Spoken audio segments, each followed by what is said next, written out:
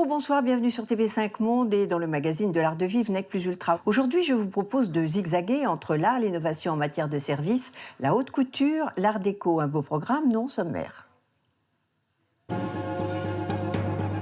L'œuvre magnétique d'un artiste au geste anarchique, l'anglais Jason Martin. Luxe et tranquillité, les clés de la sérénité pour se déplacer dans cette belle cité, Paris. Tout ce que vous avez toujours voulu savoir sur l'art déco français, enfin.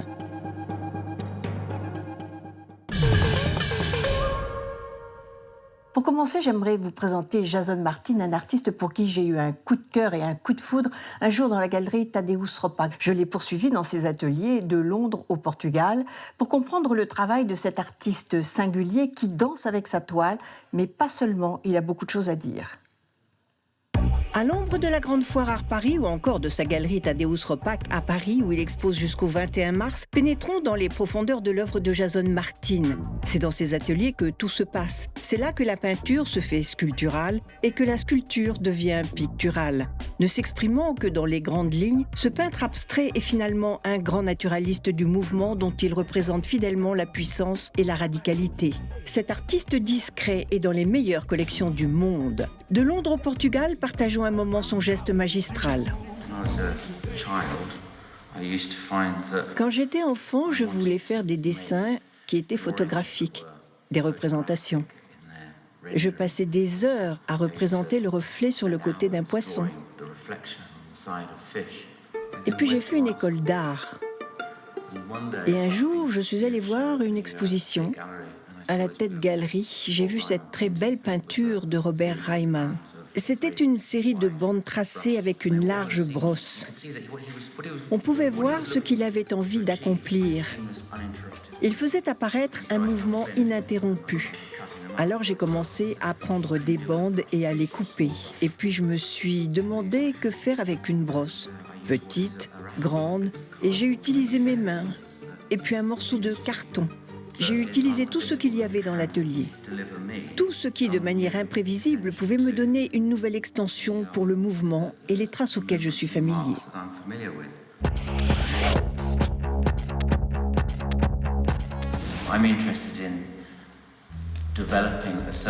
Ce qui m'intéresse, c'est de développer une surface qui implique mon corps entier. Donc je m'investis pour organiser cette surface, cet espace en utilisant mes bras, mes ustensiles. C'est très physique.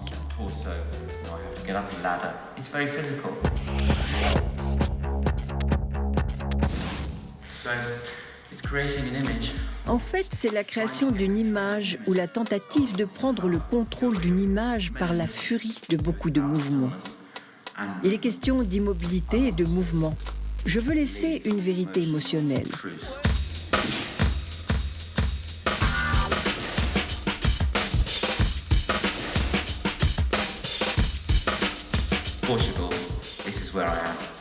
Le Portugal, c'est ici que je suis actuellement et j'ai acheté une terre sur laquelle je veux faire un atelier avec un grand jardin autour. J'utilise cela comme un outil pour attirer les gens à voir cet environnement, ou plutôt ce dont je suis responsable dans cet environnement et cette communauté. Je fais du vin, je fabrique du miel. J'ai fabriqué un lac. Et comme les gens savourent ce qu'il y a autour d'eux, cela valorise l'environnement et la communauté.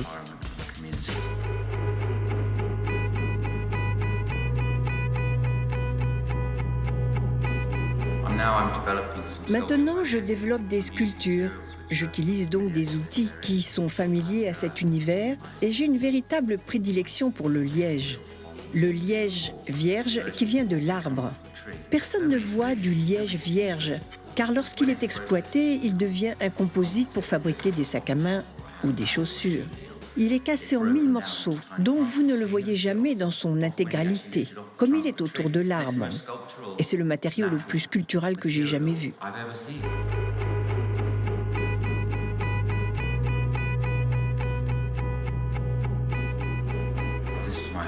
Ceci est ma récolte de 2011.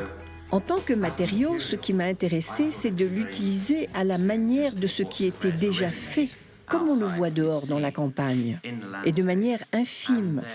Le changer en faisant une sculpture qui parle de peinture, en lui donnant une couleur, et ainsi le rendre animé. Cette texture qu'il peint à grands sauts n'est jamais répétitive car chaque œuvre est performative. Les sensations brutes s'expriment à travers cette surface massive. Carré, rectangle ou cercle, qu'importe la forme du moment qu'il y a l'ivresse. Mais au fait, où se situent les limites réelles du cadre ?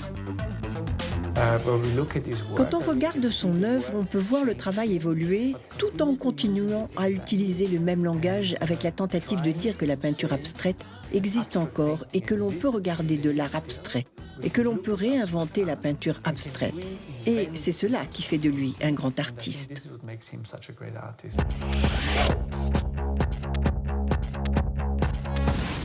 La Lisson Gallery de Milan lui consacre une exposition avec des nouveautés. Pourquoi cette grande galerie a-t-elle choisi de le représenter ?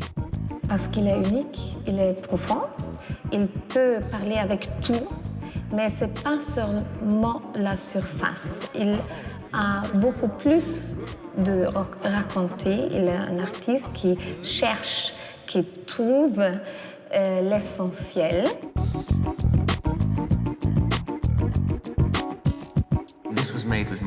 Celle-là, je l'ai faite avec ma main. Puis j'ai laissé la surface sécher.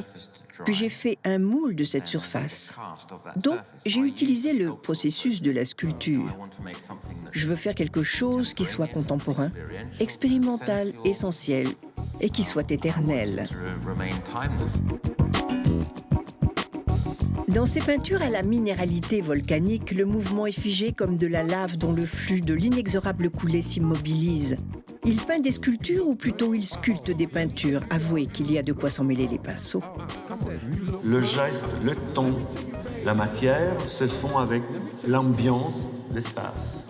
Donc la réflexion de l'espace, grâce au métal, devient une partie de la peinture. C'est un promeneur solitaire de la peinture contemporaine. Ça veut dire que c'est l'émotion qui lui amène à faire ça, à parler, à dialoguer avec ceux qui regardent.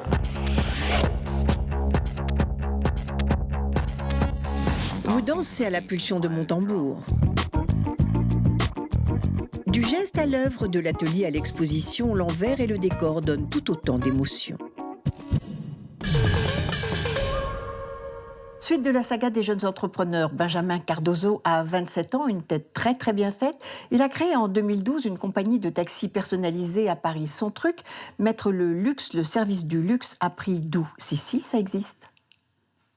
Je vous annonce solennellement et non sans une certaine émotion qu'il est désormais possible de commander une voiture sereinement à Paris. Fondée il y a seulement 2 ans, la société du jeune entrepreneur Benjamin Cardozo, 27 ans, compte déjà 300 voitures et 34 salariés. La loi de l'offre et de la demande reprend enfin ses droits. De l'audace, de l'imagination et une salutaire capacité de décentrement. J'ai fait mes études en Angleterre. Et j'ai découvert à Londres un système de transport beaucoup plus évolué que le système qu'on connaît à Paris, où les Anglais n'ont pas de voiture. Et je me suis toujours demandé pourquoi les Londoniens n'ont pas leur propre voiture. Et en analysant l'offre de transport à Londres, j'ai réalisé que finalement la seule chose qui nous séparait des Londoniens, c'était l'existence de ces voitures avec chauffeur. Il y a à peu près 60 000 voitures avec chauffeur qui accueillent et qui transportent les Londoniens tous les jours. Et à Paris, il n'y en avait qu'à l'époque à peine 1000 qui étaient principalement réservés aux hôtels de luxe, à la grande remise traditionnelle, donc pas du tout pour le grand public. Et c'est là que m'est venue l'idée d'amener ce concept de la voiture avec chauffeur en France et pour le grand public. Décembre 2012, lancement du projet, avec un positionnement qui est très différent de ce qui se faisait jusque-là, parce que finalement, on propose au client de donner son point de départ, son point d'arrivée, et à ce moment-là, on lui donne un prix qui est fixe et qui va donc comprendre l'intégralité de la prestation. L'approche de la voiture, l'attente au point de départ de 10 minutes qui est comprise dans le prix, puis le trajet jusqu'à destination, quel que soit le chemin pris par le chauffeur, quel que soit le temps que dure le trajet, le prix ne changera pas. Enfin, on peut prendre nos désirs pour des réalités. Aujourd'hui, on a une flotte de 300 voitures. On a aussi ajouté la standardisation. Avec le CAP, vous aurez toujours une Peugeot 508 gris foncé qui viendra vous chercher. Et on ajoute à la standardisation le fait qu'il y aura toujours un chauffeur souriant qui sera là pour vous accueillir. Et comment ça se passe concrètement ? Soit vous appelez, donc un numéro qui va être disponible 24 heures sur 24, 7 jours sur 7, soit vous réservez à l'aide d'un smartphone et donc d'une application disponible sur Android et sur iPhone, soit vous passez par notre site internet avec une plateforme de réservation qui va vous permettre de faire la même chose. Ensuite, tout arrive à une centrale de réservation. On utilise une technologie qui vient d'Angleterre, donc une technologie qui vient de chez Addison Lee, qui sont les leaders mondiaux du marché des voitures avec chauffeur, qui gèrent une flotte de plus de 5000 voitures à Londres. L'intégralité du dispatch est triée par cette machine qui automatise l'attribution des courses. En cas de problème, des dispatchers, contrôleurs de flotte, sont présents ici dans les bureaux 24 heures sur 24, 7 jours sur 7, pour s'assurer que la course se déroulera toujours dans les meilleures conditions. Si votre chauffeur ne va pas être à l'heure du rendez-vous 10 minutes avant l'heure de rendez-vous, on l'alerte, ça déclenche une alerte qui permettra au régulateur d'affecter une autre voiture avant même que le client s'en aperçoive. Le but, c'est d'être toujours là, dans 100% des cas, à l'heure du rendez-vous. Les jours de pluie, c'est un service indispensable et en plus, ils sont aimables. Le service commence quand la voiture arrive et se termine quand vous arrivez chez vous. Souhaitez-vous un peu de musique ? Préférez-vous l'iPad ou avez-vous une radio ? Un petit peu d'informations là déjà pour commencer. Les écrans de contrôle permettent de suivre toutes les courses en temps réel. Les clients réguliers sont prioritaires et se distinguent sur le tableau afin d'optimiser la rapidité du service. Un autre écran permet de connaître l'état du trafic sur la capitale, information capitale pour prendre la transversale. Nous venons directement vous chercher à l'arrivée de votre vol, c'est-à-dire qu'imaginez que votre avion a du retard ou de l'avance, nous sommes au courant car nous prenons des informations sur l'avancement de votre vol.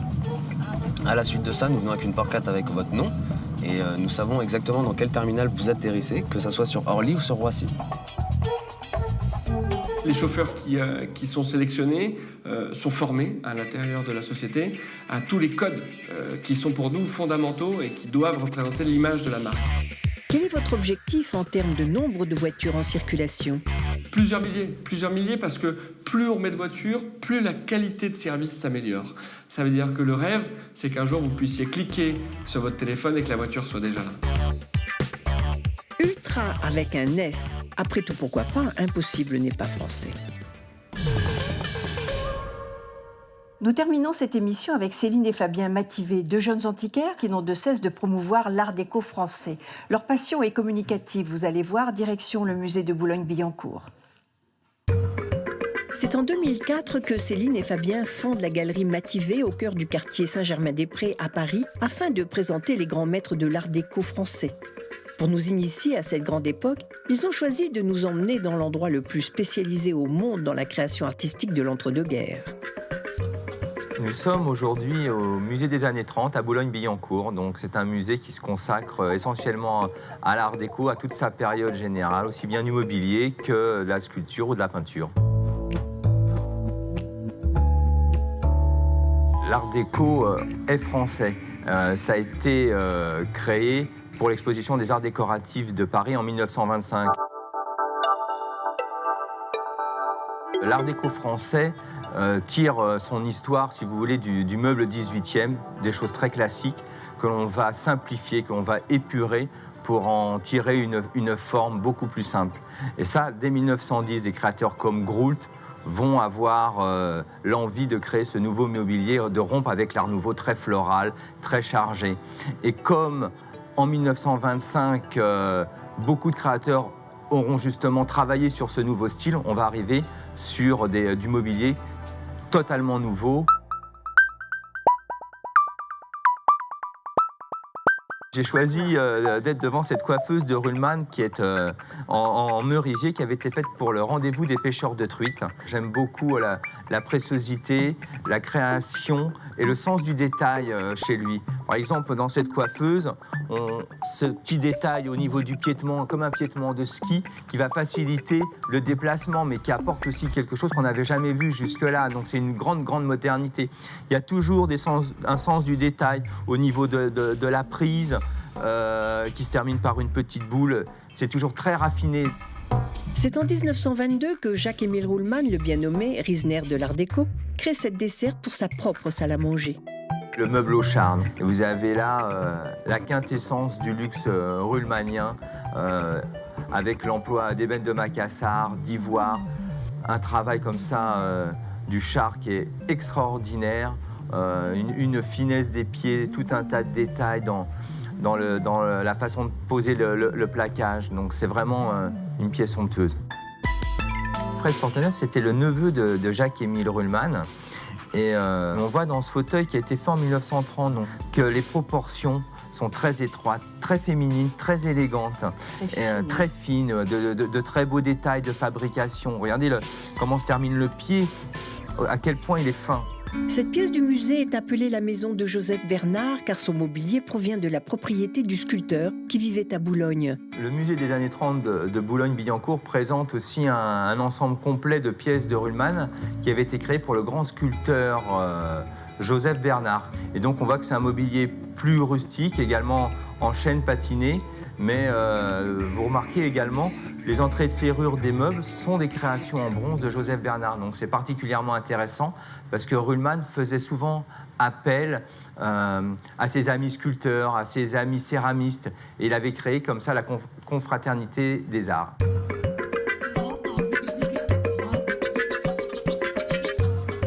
Je voulais présenter également cette commode d'André Arbus qui est le chantre des années 40. Comme vous voyez, elle est en parchemin avec des prises et une entrée de serrure en ivoire et le piétement qui est laqué. Elle est d'une grande pureté. C'est aussi une pièce qui est très belle. Actuellement, on peut également découvrir au musée des années 30 un aspect méconnu des créations de la maison Christophe.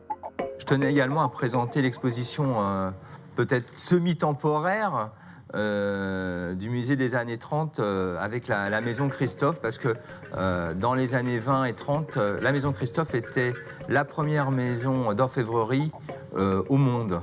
Donc elle faisait appel à des créateurs importants. Elle a travaillé pour, par exemple, Suémar. Elle utilisait aussi Christian Fjerdinstadt, qui était un orfèvre d'origine danoise avec lequel elle a énormément collaboré, ou Luc Lanel. Et donc sont des pièces qui reflètent complètement toute une époque et qui sont actuellement quand même très très recherchées par les collectionneurs parce que quand vous mettez ça sur votre table, vous allez vraiment avoir une très belle réception. Merci au musée de la ville de Boulogne-Billancourt pour son aide. La définition du luxe aujourd'hui, attention, je vais faire des jalouses, c'est celle du très beau, très sympathique et très jeune chanteur Mika. Je pense que le plus grand luxe, c'est la liberté. C'est simple. Hein. Le plus grand luxe, c'est la liberté. C'est le luxe qui vraiment qui change la vie. Parce qu'une montre, bon, ça va, mais un beau manteau, ouais, c'est top. Mais est-ce que ça va changer la vie? J'en suis pas sûr. Mais le luxe, c'est la liberté. Et c'est la liberté dans ce qu'on peut faire dans la vie, dans l'art, dans tout. Et ça, pour moi, c'est absolument essentiel. Bien sûr que pour me dire au revoir, il m'a embrassé. Merci de nous avoir suivis. Merci au Bouddha Bar Hotel Paris de nous avoir accueillis. Je vous retrouve la semaine prochaine, toujours sur TV5 Monde ou sur notre page Facebook avec notre coup de cœur. Avant de se quitter, on apprend à découper une poularde sans éborgner notre voisin. Au revoir. Attention, démonstration. Monsieur, donc voici votre poularde de Bresse cuite en vessie au vin jaune. Donc je vais donc tout simplement vous préparer. On va sortir donc cette poularde directement donc de sa vessie. On va la prendre. Donc on fait attention parce qu'il y a quand même du jus donc de cuisson à l'intérieur avec le vin jaune et on va la laisser s'égoutter. On va mettre cette poularde sur le flanc et on va inciser la cuisse. Avec Frédéric Kayser, directeur de la table du Bristol, la découpe au guéridon paraît un jeu d'enfant. La même chose donc de l'autre côté, on la désarticule, un coup de couteau, les cuisses sont enlevées. La fourchette, on la plante donc juste ici au niveau des côtes et on va aller chercher donc la colonne vertébrale au centre. Là, elle est dedans. On suit le bréchet, on va faire une incision de chaque côté en faisant les jointures de part et d'autre. Ici, j'ai la jointure, je fais la jointure. Et on pousse tout simplement afin de laisser un minimum de chair sur la poularde. Voilà, le premier suprême est sorti. On revient avec sa fourchette, on se remet devant. Et on refait la même chose. On va enlever le petit aileron juste là. On enlève la peau. C'est fini. Fastoche, il n'y a plus qu'à. Bon courage.